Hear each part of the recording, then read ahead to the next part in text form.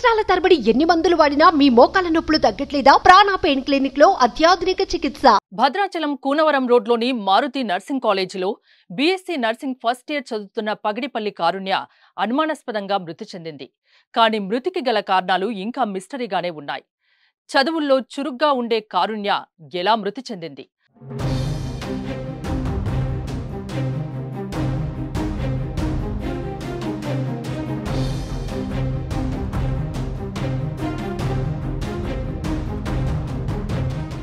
అసలు ఏం జరిగింది? చంపేశారా లేక చనిపోయిందా? కారణమేంటి? ప్రస్తుతం కారుణ్య మృతిపై పలు సందేహాలు వ్యక్తమవుతున్నాయి. హాస్టల్లో ఏం జరిగింది? హాస్టల్లో కారుణ్యను కొట్టి మేడపై నుంచి తోసేశారా లేదా ప్రమాదవశాత్తు పడిపోయిందా అనే అనుమానాలు ప్రస్తుతం తీవ్ర సంచలనం రేపుతున్నాయి. కొణిచెర్ల మండలం దురిరాలపాడులో మేనమామ సంరక్షణలో కారుణ్య ఉంటున్నారు. చదువుల్లో చురుగ్గా ఉండే కారుణ్య ఈ ఏడాది భద్రాచలం కళాశాలలో బీఎస్సీ ఫస్ట్ ఇయర్ చదువుతోంది. ఏం జరిగిందో తెలియదు కానీ గాయపడిందని భద్రాచలంలోని హాస్పిటల్కు తరలించారు. ఈ విషయం తెలుసుకున్న కుటుంబ సభ్యులు హాస్పిటల్కు చేరుకొని బోరున విలపించారు. దీంతో సమాచారం అందుకున్న ASP Pankaj, CI Sanjeeva Rao, SI Vijayalakshmi మొదట చికిత్స పొందుతున్న కారుణ్య పరిస్థితిపై ఆరా తీశారు. హాస్పిటల్ సూపరింటెండెంట్ రామకృష్ణతో మాట్లాడారు. ఆందోళన చేస్తున్న బంధువులకు నచ్చజెప్పేందుకు ప్రయత్నించారు. హాస్టల్లో ఏదో తప్పు జరిగిందని, కారుణ్యను కొట్టి మేడపై నుంచి పడేశారని అనుమానాలు ఉన్నాయని విచారణ జరపాలని బాధిత కుటుంబ సభ్యుడు డిమాండ్ చేస్తున్నారు. తీవ్రంగా గాయపడిన కారుణ్య భద్రాచలం ప్రభుత్వ హాస్పిటల్లో చికిత్స పొందుతూ గురువారం రాత్రి 8:40 మృతి చెందింది. తెల్లవారుజామున సుమారు 3:40 హాస్టల్లో కింద నుంచి పై అంతస్తుకు కారుణ్య వెళ్లినట్లు సీసీ ఫుటేజ్లో రికార్డైంది. అనంతరం ఆమె కింద పడి తీవ్ర గాయాలతో ఉన్న సీసీ ఫుటేజ్ మాత్రమే అందుబాటులో ఉంది. అసలు కింద నుంచి పై అంతస్తుకు ఎందుకు వెళ్లిందో తెలియాల్సి ఉంది. కాలేజీ నిర్వాహకులు మాత్రం బాత్రూంలోకి వెళ్లి జారిపడిందని చెప్తున్నారు. తలకు బలమైన గాయం తగిలి తీవ్ర రక్తస్రావం కావడం వల్లే కారుణ్య చనిపోయారని హాస్పిటల్ సూపరింటెండెంట్ రామకృష్ణ వెల్లడించారు. పరిస్థితి విషమంగా ఉండడంతో ఐసీయూలో ఉంచి చికిత్స అందించామన్నారు. కానీ పరిస్థితి విషమించి కారుణ్య మృతి చెందారని చెప్పారు. కారుణ్య మృతితో కాలేజీ ముందు కుటుంబ సభ్యులు, విద్యార్థి సంఘాలు ఆందోళన చేపట్టాయి.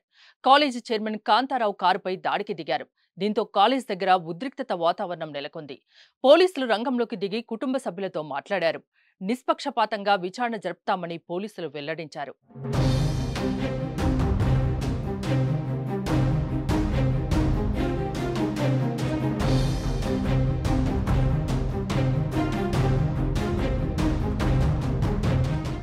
నా పేరు రామకృష్ణ అండి, area hospital superintendent Bhadrachalam.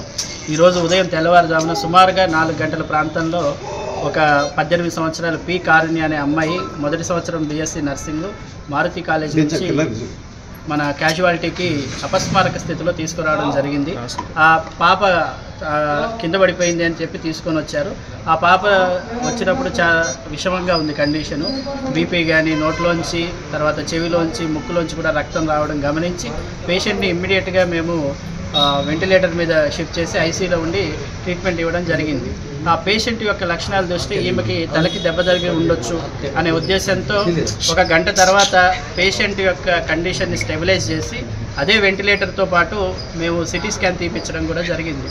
City స్కాన్లో ఆమెకి కుడి పక్కన తలకి దెబ్బ తగిలినట్టుగా, బోన్ ఫ్రాక్చర్ అయినట్టుగా మాకు దాంట్లో రిపోర్ట్ ప్రకారం వచ్చింది. అదేవిధంగా కడుపుకును ఛాతికి స్కానింగ్ తీస్తే ఆ 2 కూడా నార్మలే ఉన్నట్టు ఉన్నాయి. అయితే పేషెంట్ అయితే శ్వాస తీసుకుపోవడం కారణంగా పొద్దున్న నుంచి ఆమె వెంటిలేటర్ మీదనే చికిత్స అందిస్తున్నాం. ఎంత చికిత్స అందించినా కూడా ఆమెకి నోట్లోంచి రక్తస్రావం అనేది ఆగట్లేదు.